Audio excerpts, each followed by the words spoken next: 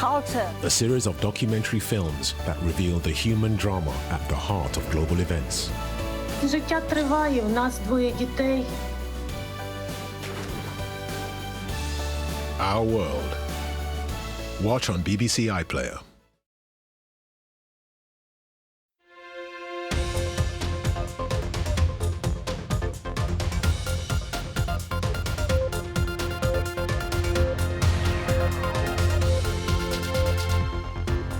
Inflation in the US slows by more than expected, but the IMF tells the BBC that central banks must stand firm on raising rates.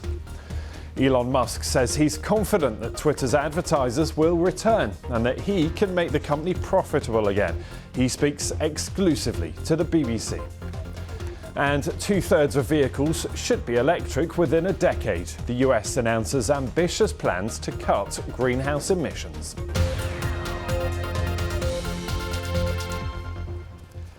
Hello to you, welcome along. This is World Business Report. I'm Ben Thompson. Now we start in the United States, where the rate of inflation has slowed to its lowest level in nearly 2 years.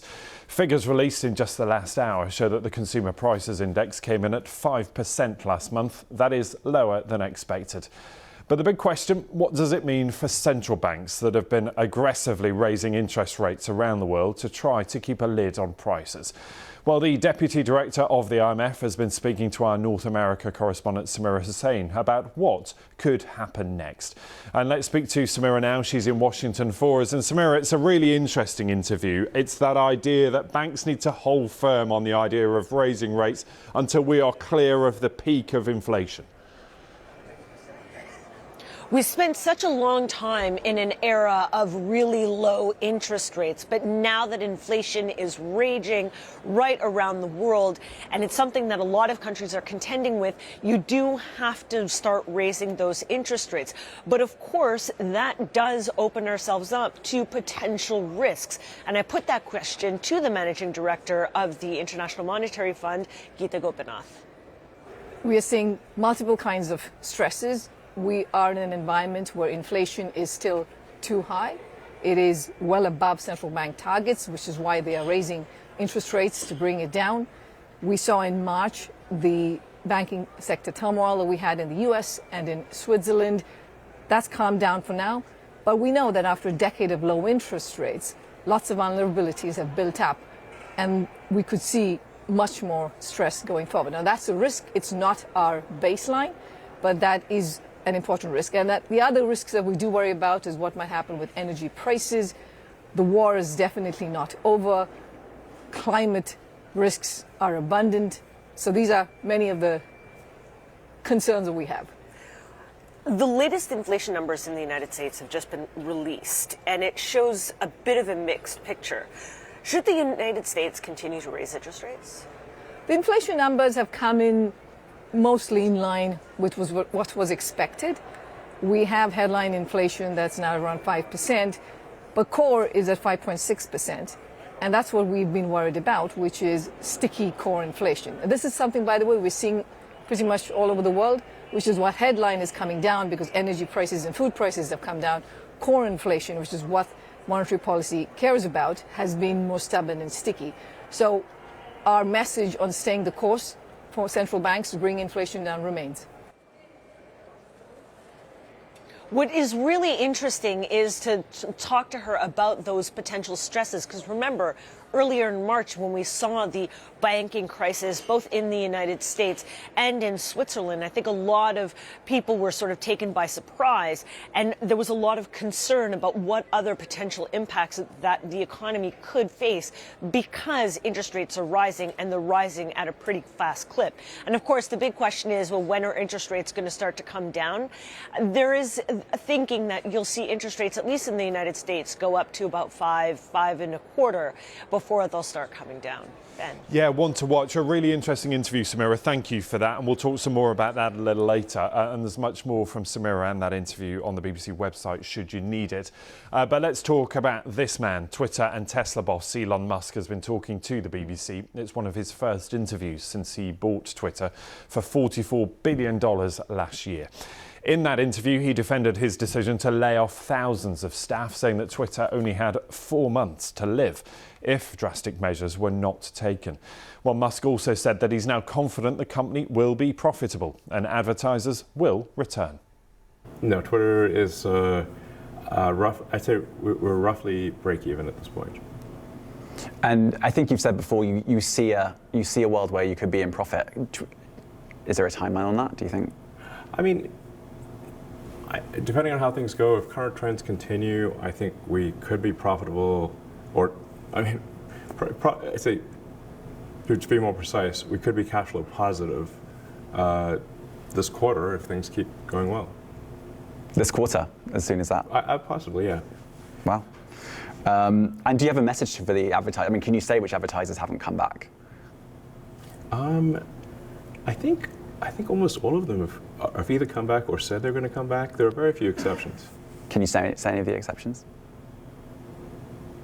I actually don't know of anyone who said definitively they're not coming back. They're all sort of trending towards coming back. But there are some that just haven't. Jumping in, the water's warm. It's great. That's your message to the advertisers who haven't come back.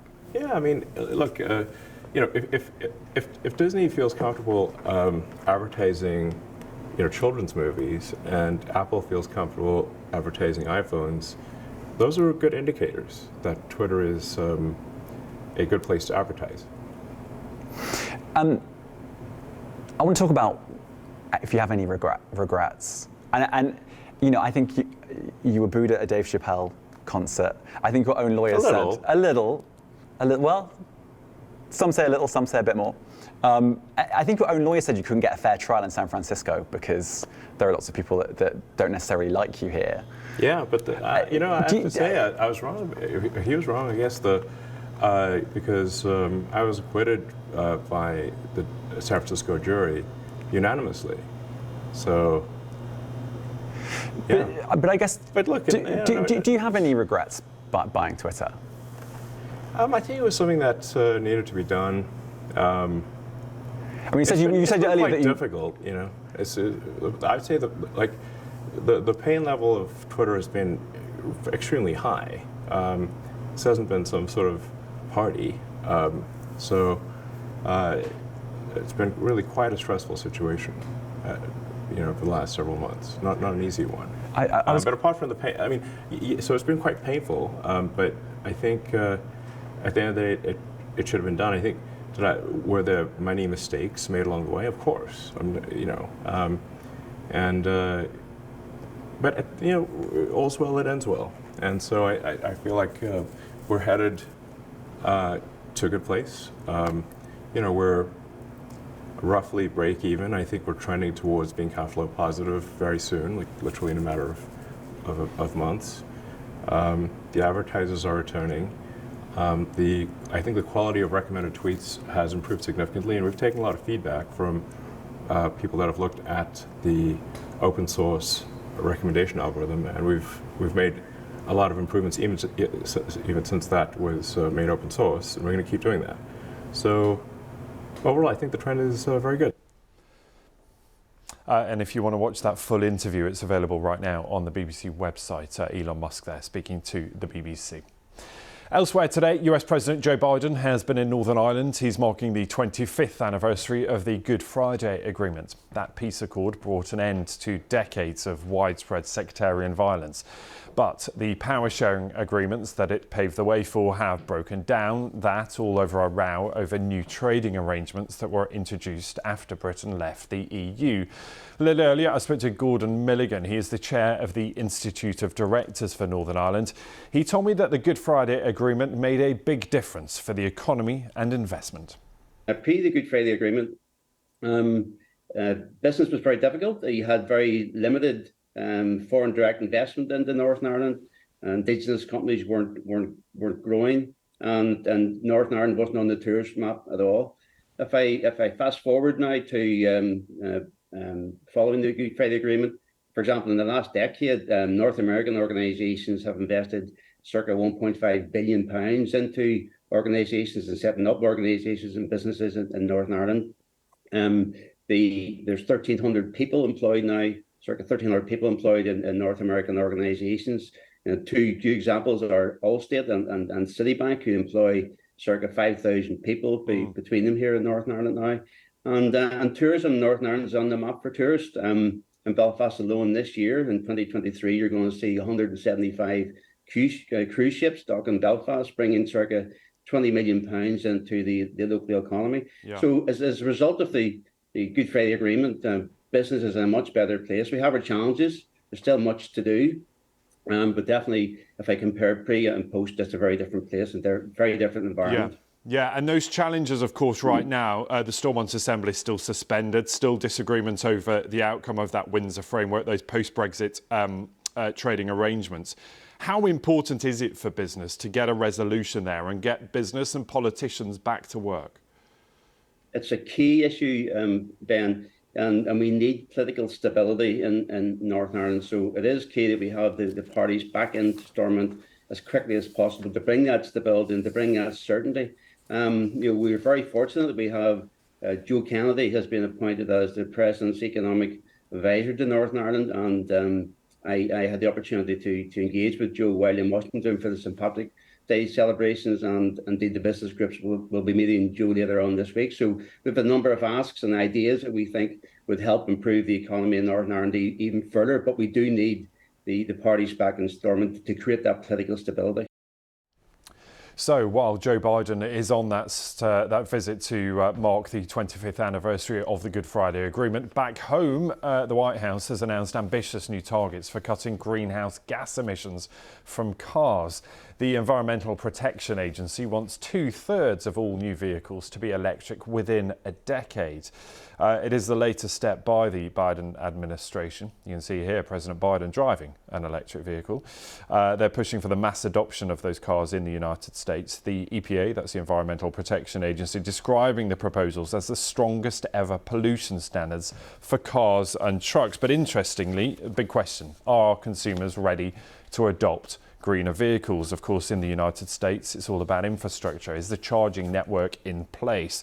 Consumer sales in of EVs around 5 to 6% a year in the United States. In the UK, more like 16%. And it's worth remembering, of course, US consumers more likely to opt for cheaper fuel prices in the United States than they are elsewhere. Just time to give you a couple of other stories. Shares in the UK banknote maker De La Rue have fallen to a record low. That's today after it issued a profit warning due to a drop in demand for cash.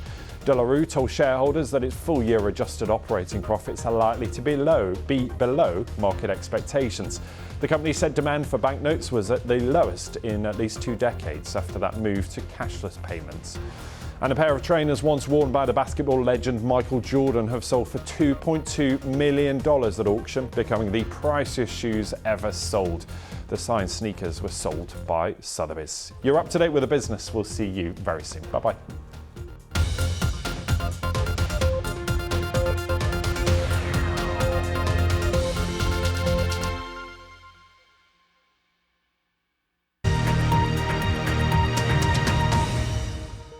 Birkenhead Park has always been at the heart of the community.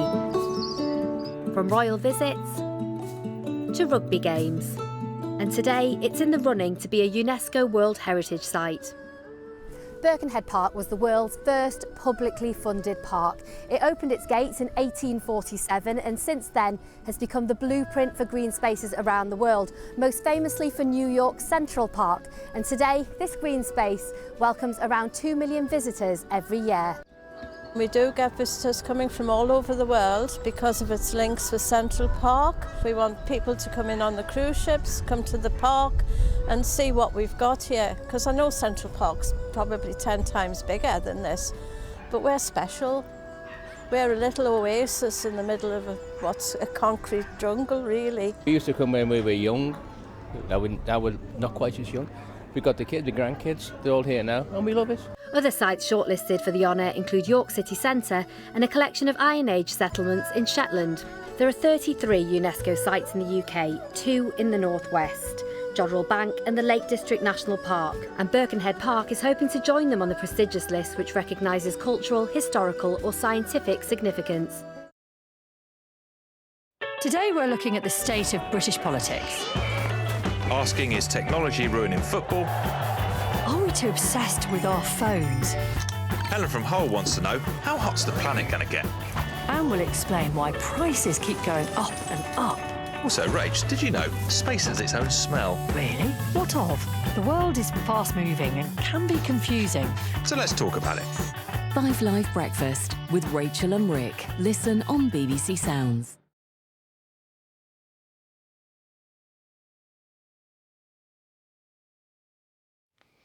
You're live with BBC News. We're going to get a bit of the day's sport now. Hi, Will. Lewis, thank you very much. What a huge night for Chelsea and for Frank Lampard, who go to the Bernabeu later to take on the holders Real Madrid in the Champions League quarter-final first.